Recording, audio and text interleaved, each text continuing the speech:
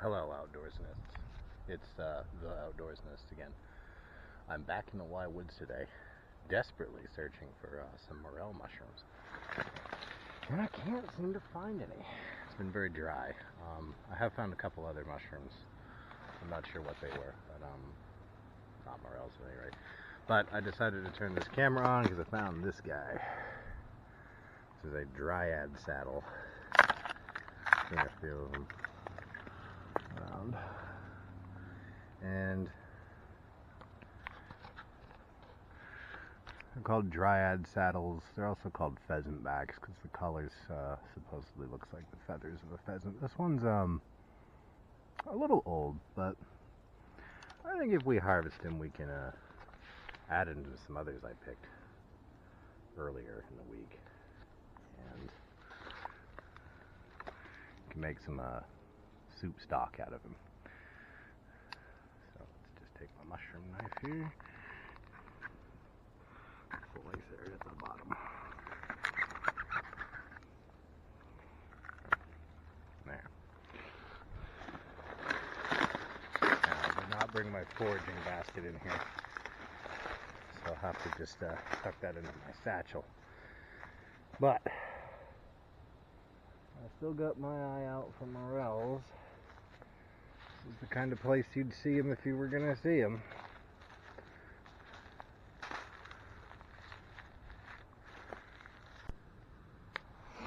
Alright, I found something kind of neat. I haven't really seen this before exactly. I mean, I've seen the remains of bee and wasp nests, defunct ones, but I've never seen one in pieces on the ground like this. I don't know what kind of bug made it. Some kind of stinging hive insect, no doubt, but oh, there's more of it over here.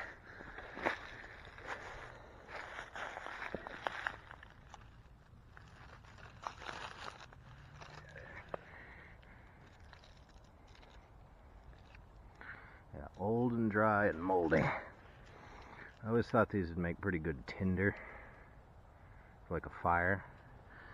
Obviously, I'm not going to hunt down a bee's nest for that. Still no morels.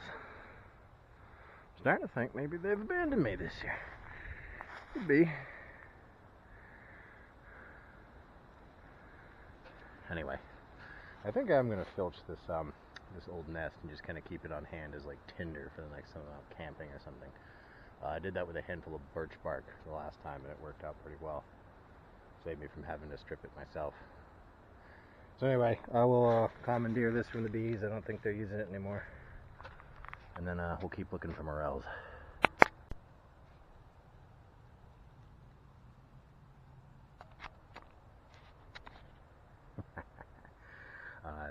I'm going to confirm this, but I think these are oyster mushrooms. I forget exactly the variety, but I'm definitely going to pick them, and I'll take them home, check them against my guidebooks, make sure they is indeed what they are, and then have myself a mushroom feast tonight, it looks like.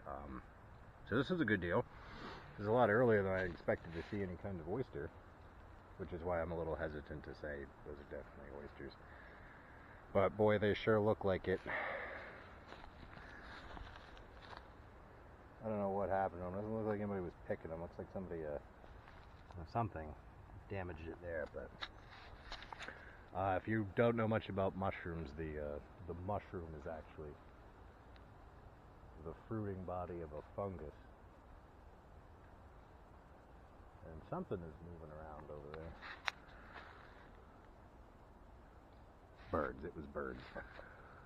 Anyway, what was I talking about? Mushrooms. Yes, I'm going to harvest these mushrooms. They're not the morels I wanted, but you know what?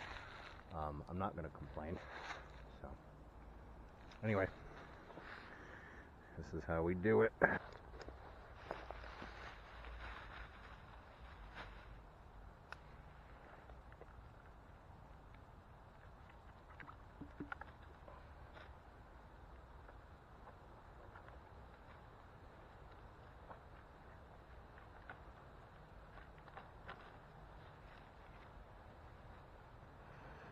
The smell is something you want to check too. That one's upside down.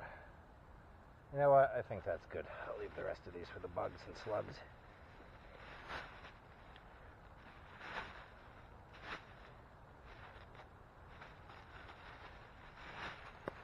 This is something I didn't know existed until I got into foraging, was a mushroom knife. It's got the curve, it's got a little brush for brushing your mushrooms off, I guess.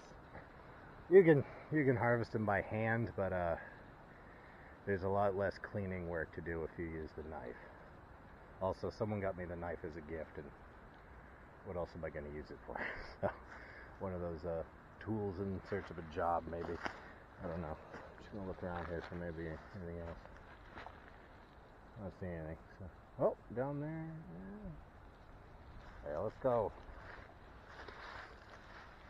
Let's go scope out what's over here. Maybe there's more oyster mushrooms. Let's see. What are these?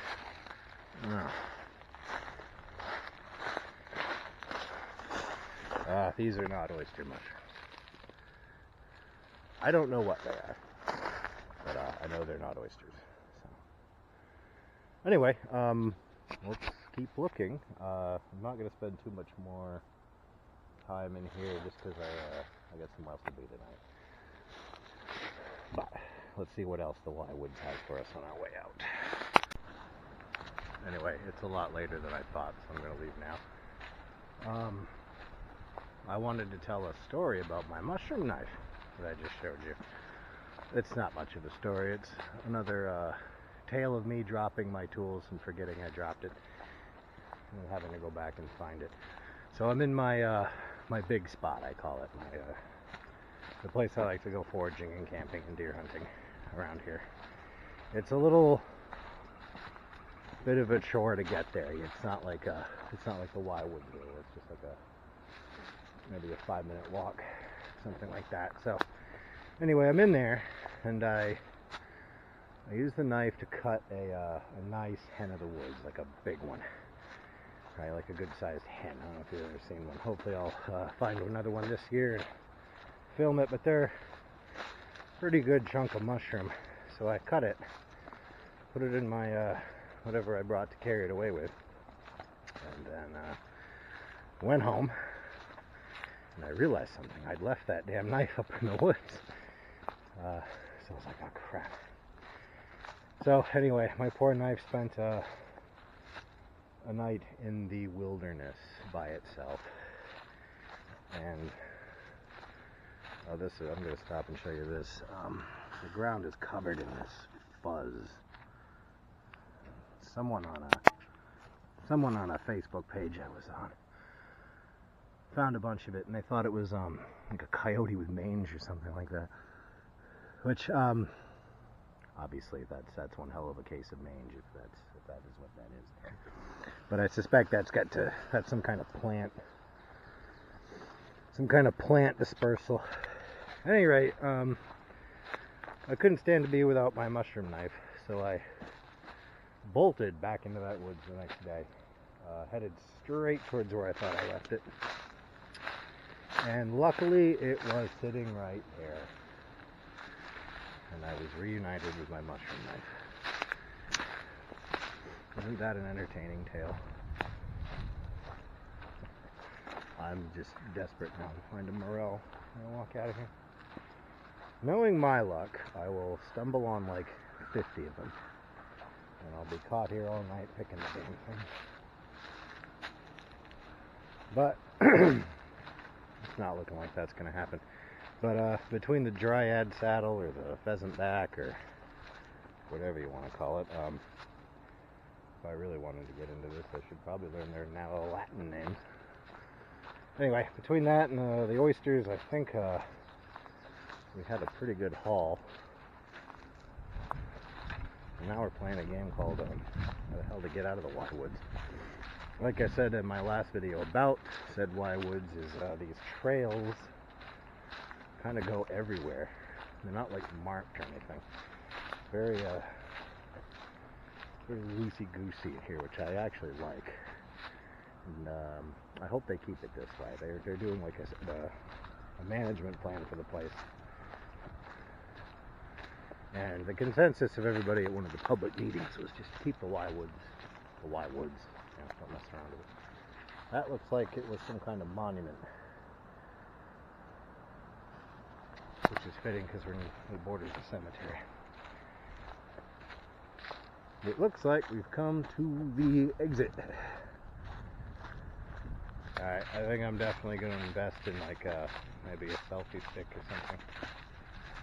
The makers of this camera, they sell all kinds of accessories for it. What I really want is like a headlamp. I'm going to put on my head. Look like a jackass. But that's okay when you're alone by yourself in the woods. You can look as stupid as you want.